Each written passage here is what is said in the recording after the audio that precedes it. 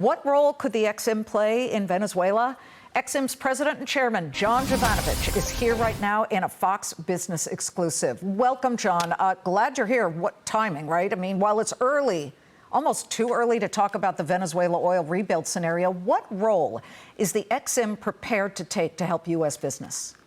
Liz, thank you so much for having me today. And I think it's important for your viewers at home who probably haven't heard of the bank, is that it's been around for 90 plus years, but thanks to President Trump's leadership, it's become a frontline economic tool for U.S. companies wanting to win business all over the world. I think when it comes to places like Venezuela and other markets, I think it's important to remember one thing, Liz. EXIM is not a subsidy in that it's not like aid. EXIM is profitable. We make money for U.S. taxpayers. We've returned our profits to the U.S. Treasury year after year and paid down U.S. debt. But I think what's really important is, U.S. companies want to win abroad. And what that translates to is more jobs here at home, more manufacturing capacity here, and a stronger industrial base. And there's no substitute for a stronger industrial base here in the U.S. What exactly can the EXIM Bank do as it prepares to perhaps help businesses here in the United States, and you got to give us an example of the type of business and what they make to export to Venezuela to help with the rebuilding of its energy infrastructure? So as U.S. companies want to go back into markets like Venezuela, they'll require a lot of equipment, and they'll require a lot of skill set and a lot of U.S. technology. And so today we are inundated with calls from companies and governments all around the world wanting to buy American to build a better future for themselves. And so I'm sure you and your viewers saw that the current trade deficit is the lowest it's been since 2009. Yep. That's a huge win for President Trump and his economic agenda. It is the least surprising statistic for us.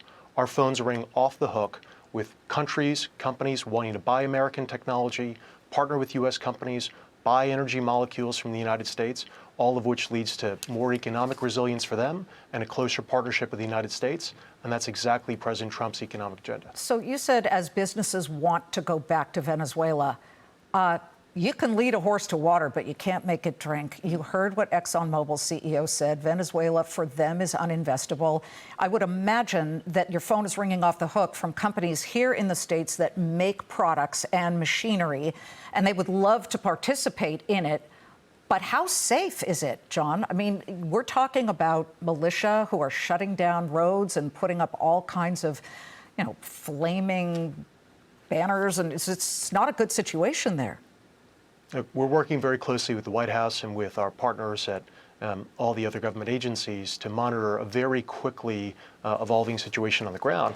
But I think it's important to step back, Liz, and remember that the president has outlined a very clear agenda for the Western Hemisphere. Some of these called our own backyard, which is exactly right. He wants to see a prosperous, free, stable, and secure Western Hemisphere, which benefits every U.S. company and everyday Americans. So the Department of Energy is saying that proceeds from Venezuelan oil exports will settle in U.S.-controlled accounts.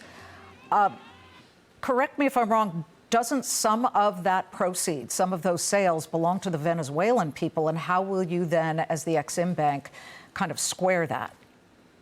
We don't make policy, Liz, as you know. Our goal is to really be on standby, be a powerful economic tool for the president, and be available to U.S. companies large and small as they want to do more business abroad, whether it's in Venezuela or countless markets around the world. And I think it's worth mentioning too, Liz, for you and your viewers, that 90+% of what the bank does is actually support small, medium-sized companies. When we talk about supply chain security, and I've watched your show before, and you've talked about the importance of things like critical raw materials and manufacturing supply chain security, what we're really talking about is not just the big companies. For every big company out there in America, there are dozens, sometimes even 100 small or medium-sized suppliers who help them do what they do every day. And that's the bulk of what we do, because 95% of companies in America are small and medium-sized businesses. That had been the criticism of the EXIM Bank going way back, and usually the criticism was coming from the Republican side. In essence, they were saying that the EXIM Bank was crony capitalism. They were picking big companies and they were giving them lots of money to do business elsewhere. It feels like that has changed now, John. So tell me the size of loans that you are willing to give to the size of certain companies, and how do you ensure that that money isn't somehow squandered? So we have the highest underwriting standards, but I want to go back to a point you just made. You're absolutely right, as there has been a big change at the Export-Import Bank. Thanks to President Trump's leadership, we are bringing the bank back to basics. What it was founded 90 plus years ago to do, which has helped companies large and small win all around the world. And so what we do is make sure that we make loans that help create and support jobs here in America. That's fundamental to everything we do, and that there's a reasonable assurance of repayment so that we continue to make a profit for the U.S. Treasury and continue to pay down debt. You have a board. All of these loans have to be board approved, correct? That's right. Because this is taxpayer money, John. So we're on behalf of the taxpayer. We're on behalf of investors in a lot of these companies. So how do you ensure? So let's just say a company out in New Jersey. And I bring up New Jersey because New Jersey is one of the companies that actually is getting some money for this oil operation or LNG operation in Mozambique, where the EXIM Bank has approved something like a $4.6 or $7 billion loan. How do you make sure, do you vet them? Exactly what is the process? So there's no greater fiduciary, no greater stakeholder than the U.S. taxpayer.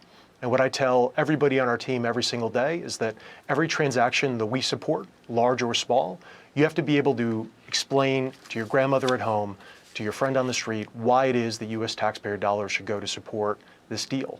And it's, whether it's a refinery in Texas, whether it's a factory in Western Pennsylvania that we've recently supported in partnership with the Department of War to bring about critical mineral and supply chain security, or whether it's an LNG export facility in Louisiana. These are all examples of where we help American companies win abroad, and all this translates into is more jobs here in America and a stronger industrial base. John, we're watching the situation in Venezuela, around the world, where the EXIM Bank is lending American businesses, and we'll continue to follow the story. Thank you very much. Thank you for having me, Liz. John Jovanovic.